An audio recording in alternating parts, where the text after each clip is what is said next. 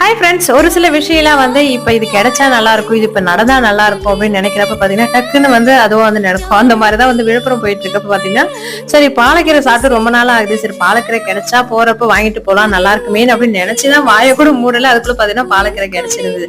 சரி சப்பாத்தி பூரி செய்யலாம்னு சொல்லிட்டு அப்படியே வாங்கிட்டு வந்திருந்தேன். இன்னைக்கு சப்பாத்தி தான் ரெடி பண்ணியிருந்தேன். உங்களுக்கு இந்த மாதிரி நடந்திருக்கா அப்படின்னு சொல்றத கமெண்ட்ல சொல்லுங்க. எங்க வீட்டுல பாத்தீங்கன்னா பாலக்கீரை சப்பாத்தி, பாலக்கீரை பூரினா ரொம்ப பிடிக்கும். அதனால ரொம்ப நாளுக்கு அப்புறம் செய்யறேன்னு சொல்லிட்டு சன்னா மசாலா தொட்டுக்கு தான் செஞ்சிருந்தேன்.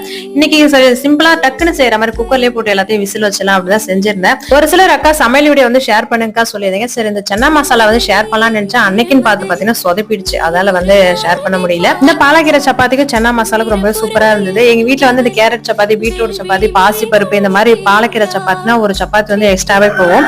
நல்லா பாக்குறதுக்கே நல்லா பல சூப்பரா இருக்கு இல்லையா அந்த பாலக்கீரை சப்பாத்தி. அதனால எக்ஸ்ட்ராவா சாப்பிடுவாங்க. லாஸ்டா போட்ட சொரக்கா சப்பாத்தி நல்லா இருக்குமான்னு கேட்டீங்க. கண்டிப்பா சூப்பரா இருக்கும். ட்ரை பண்ணி பாருங்க.